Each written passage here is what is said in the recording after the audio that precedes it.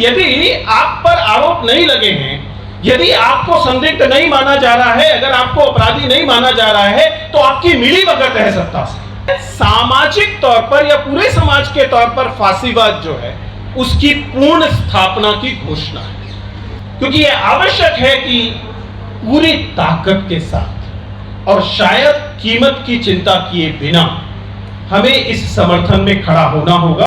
लोकतंत्र एक सस्ती प्रणाली नहीं है, उसकी एक कीमत अदा करनी पड़ती है, और ये कीमत केवल व्यय के रूप में, खर्च के रूप में नहीं होती है, कुर्बानियों के रूप में भी होती है। उस कॉलेज से आता हूं जिस कॉलेज से डॉक्टर लक्ष्मण यादव को निकाला गया, मेरे विभाग के साथी, और मैं उस सिलेक्शन कमेटी के अंदर बैठा हुआ था। मैं जानता हूं कि किस निर्देशों के तहत उन्हें निकाला गया।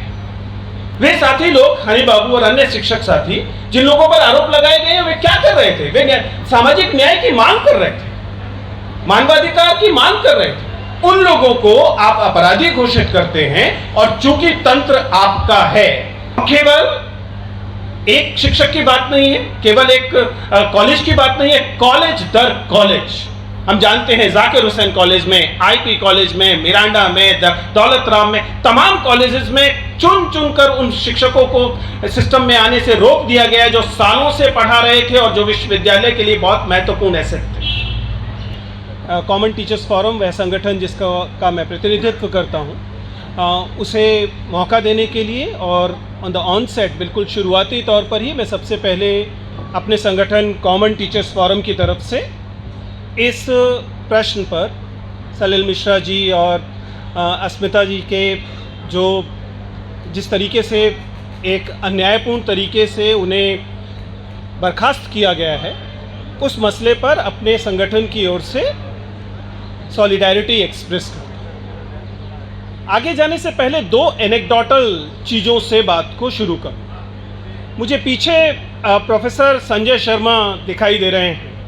प्रोफेसर संजय शर्मा अंबेडकर यूनिवर्सिटी के इतिहास विभाग को ज्वाइन करने से पहले मेरे कॉलेज में मेरे साथी थे, और जब वे इस हमारे कॉलेज को छोड़कर वे ये फैसला ले रहे थे कि वे अंबेडकर विश्वविद्यालय, जो कि राज्य विश्वविद्यालय है, और दिल्ली विश्वविद्यालय केंद्रीय विश्वविद्यालय है, उसमें क्यों जा रहे हैं, हम उन पर चर्चा कर रहे थे। तो संजय सर ने बहुत सारी चीज़ों के अलावा उस विजन की बात की जिस विजन के साथ यह अंबेडकर विश्वविद्यालय बन रहा, और मैं उस बात से सहमत था कई मामलों में, क्योंकि उस समय जो उनके वाइस चांसलर थे वो कभी मेरे शिक्षक रहे थे और उनसे मुझे पढ़ने का मौका मिला था। लेकिन अब जब हम इस विश्वविद्यालय को भी उसी दिशा में दुर्भाग्य से जाते हुए देख रहे हैं जिस दिशा में इस देश के तमाम विश्वविद्यालयों को धकेला जा रहा है, तब सवाल ये उठता है कि आप क विश्वविद्यालय में हैं या ख विश्वविद्यालय में, इससे अंतर पड़ना बंद हो चुका। एक दूसरा एनेक्डोटल पक्ष है जो, अगर आप इन पोस्टर्स को देखें, खासतौर से प्रेस के साथियों से कहूंगा कि इसके स्क्रीनशॉट प्लीज शेयर कीजिएगा। इसमें एक सूची है जिसमें बताया गया है कि अलग अलग शिक्षकों को अलग अलग जगह पर किस प्रकार प्रताड़ित किया गया है, उनके खिलाफ मुकदमे दर्ज किए गए, उन्हें गिरफ्तार किया गया। इसमें कुछ नाम रह गए हैं, मसलन प्रोफेसर हनी बाबू का नाम इसमें नहीं है, हमारे साथी जो लगातार वो पिछले 1000 दिनों से ज़्यादा से जेल में है। लेकिन इसमें दो प्रमुख नाम हैं और उनका संबंध इसी स्थान से है। आप उसमें प्रोफेसर अली जावेद का नाम देखेंगे, आप उसमें डॉक्टर तृप्ता वाही का नाम देखेंगे, और आप उसमें श्री विजय सिंह का नाम देखेंगे। तृप्ता और विजय हमारे बहुत शानदार कॉमरेड साथी, दोनों रिटायर हो चुके हैं, लेकिन प्रेस के साथियों के लिए महत्वपूर्ण होगा कि वे दिल्ली के मुख्यमंत्री के पेरेंट्स, जिसका मतलब यह है कि दिल्ली के मुख्यमंत्री अगर इस मुद्दे पर चुप हैं तो फिर वे उस तमाम श्रृंखला पर चुप हैं जिसकी वो भुक्तभोगी वे स्वयं या उनका परिवार रह चुका है। इसलिए इसे दर्ज किए जाने की जरूरत है, विशेष तौर पर कि आतिशी चुप क्यों है, उन्हें इस विषय पर कुछ बोलना क्यों नहीं चाहिए। लेकिन जैसा मैंने कहा कि अब इस बात से कम फर्क रह गया है कि आप दिल्ली विश्वविद्यालय में हैं, जेएनयू में हैं, अंबेडकर यूनिवर्सिटी में हैं या किसी राज्य के किसी अन्य विश्वविद्यालय में हैं, ये जो असॉल्ट है, ये असॉल्ट अब सार्वभौमिक हुआ पड़ा है। हर विश्वविद्यालय पर आपको यह दिखाई दे रहा है। इसी तरीके से शायद इस बात से भी अब कम असर रह गया है। पहले लगता था कि मानो हम जैसे चंद बोलने वाले लोगों को, जिन्हें सो कॉल्ड लेफ्टिस्ट कह दिया जाता है, अर्बन नक्सल कह दिया जाता है, केवल उन्हें निशाना बनाया जाता है। लेकिन आप देख रहे हैं कि अब यह कुछ संगठनों तक नहीं रह गया है, कुछ विचारधाराओं तक नहीं रह गया है। वह प्रक्रिया जो शायद पहले 90s में शुरू हुई और उसके बाद 2014 के बाद वह भीषण हुई, अब वह उस चरण पे पहुंच गई है जिस चरण को लेकर अतुल सर ने बिल्कुल क्रमबद्ध तरीके से बताया कि विश्वविद्यालयों का टेक ओवर किस तरीके से अब उस चरम स्थिति में पहुंचा है जहां यह टोटल होने जा रहा है। हेमंत विश्वास जब असम से कहते हैं कि मैं सीसीएस लागू करके राज्य के हर एक विश्वविद्यालय शिक्षक को कर्मचारी बनाकर और उससे उसके डिसेंट का हक छीन लूंगा, क्लासरूम के बाहर किसी राज्य के वित्त से चल रहे किसी विश्वविद्यालय के किसी शिक्षक को सरकार के खिलाफ बोलने का, असहमत होने का हक ही नहीं दिया जाएगा। इस बात की घोषणा एक सिटिंग चीफ मिनिस्टर करता है और हम देखते हैं कि वह परिघटना लगभग देश व्यापक हुई पड़ी है और हमारे विश्वविद्यालय और हमारे राज्य, हमारे शहर तक पहुंची हुई है। इस लिहाज से यह जो संघर्ष है, स्वाभाविक तौर पर कोई एकल संघर्ष हो नहीं सकता। एक विश्वविद्यालय या एक विश्वविद्यालय के शिक्षक या विद्यार्थी अकेले इस संघर्ष को न तो लड़ सकते हैं न जीत सकते हैं। इसलिए हम सबको इसमें शामिल होना होगा और हम सबको यह जानकर शामिल होना पड़ेगा कि इसकी एक कीमत है। लोकतंत्र एक सस्ती प्रणाली नहीं है, उसकी एक कीमत अदा करनी पड़ती है और यह कीमत केवल व्यय के रूप में, खर्च के रूप में नहीं होती है, कुर्बानियों के रूप में भी होती है। और हम लोगों को शायद ये जानते बूझते कि इसकी एक कीमत अदा करनी पड़ेगी, इसमें शामिल होना चाहिए, क्योंकि इसके बिना हम अपने विश्वविद्यालयों को नहीं बचा पाएंगे। और विश्वविद्यालय एज ए स्पेस अगर नहीं बचते, विश्वविद्यालय अगर टेक ओवर कर लिए जाते हैं सत्ता द्वारा, चाहे वो सत्ता किसी भी रूप में आई हो, तो यह सामाजिक तौर पर या पूरे समाज के तौर पर फांसीवाद जो है उसकी पूर्ण स्थापना की घोषणा है। विश्वविद्यालय एक कंसिस्टेंट विपक्ष होने चाहिए, क्लासरूम एक कंसिस्टेंट विपक्ष होने चाहिए।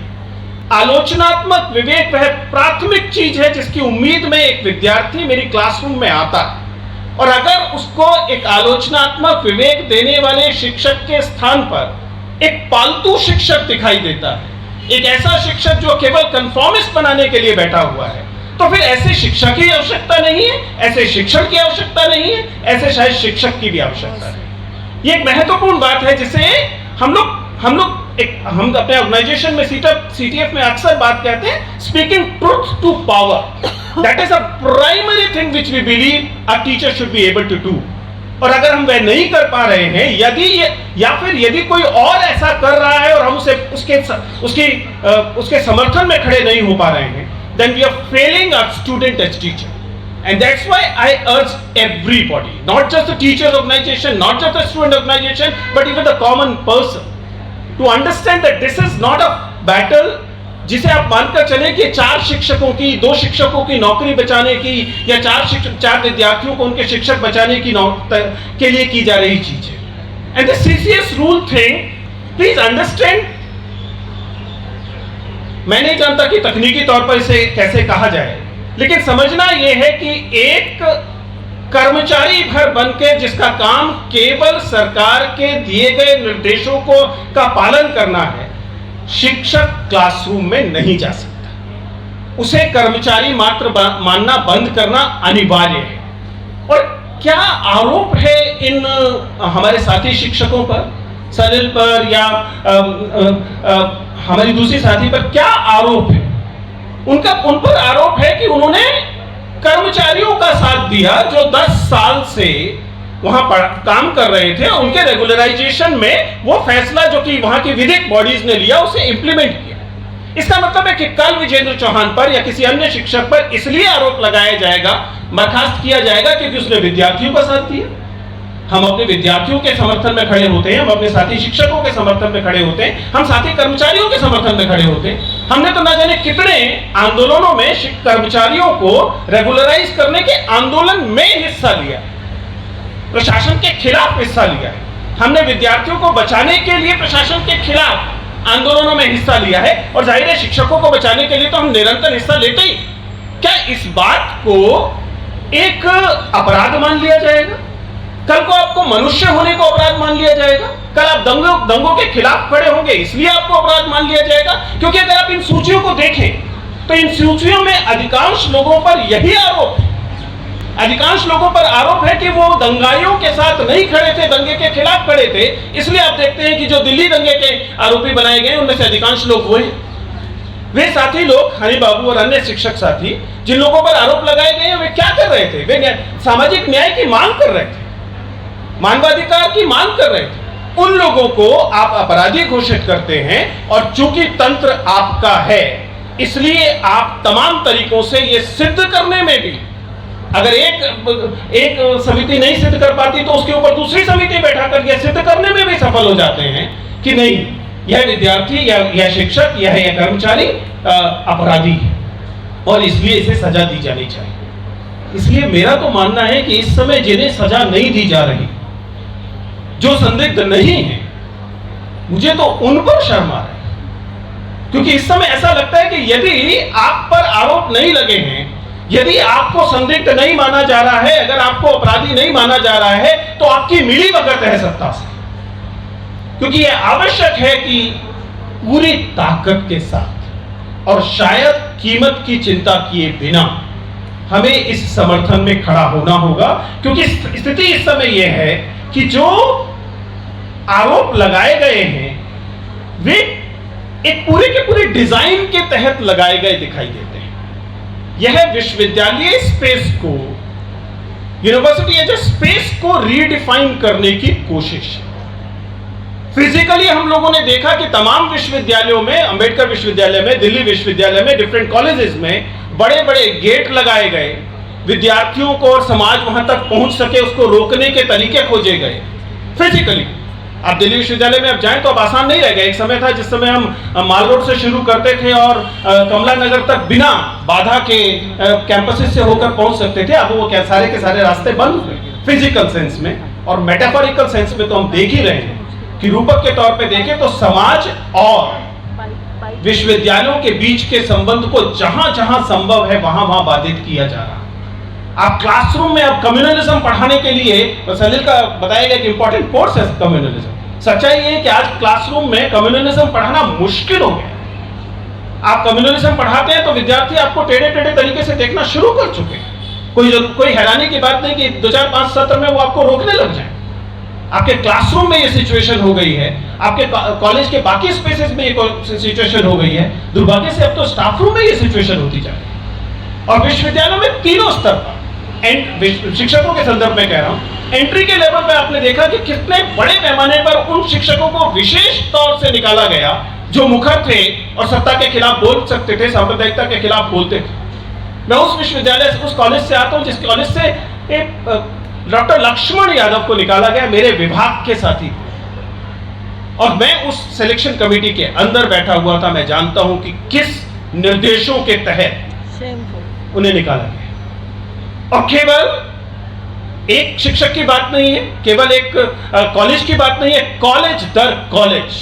हम जानते हैं जाकिर हुसैन कॉलेज में, आईपी कॉलेज में, मिरांडा में, दौलत राम में, तमाम कॉलेजेस में चुन चुनकर उन शिक्षकों को सिस्टम में आने से रोक दिया गया जो सालों से पढ़ा रहे थे और जो विश्वविद्यालय के लिए बहुत महत्वपूर्ण एसेट थे। और जो विश्वविद्यालय में शिक्षक के तौर पर पहले से हैं, जैसे कहा कि सलील पहले से हैं या विजेंद्र चौहान पहले से हैं, तो उनके लिए क्या जो संभव है, आपकी प्रमोशंस रोकी जाएंगी, आपको स्टैट्यूटरी कमिटीज में नहीं लिया जाएगा, आपको कॉलेज प्रशासन से दूर रखा जाएगा, ये तमाम हथकंडे अपनाए जाएंगे और मौका मिलते ही आपके खिलाफ कार्रवाइयां की जाएंगी।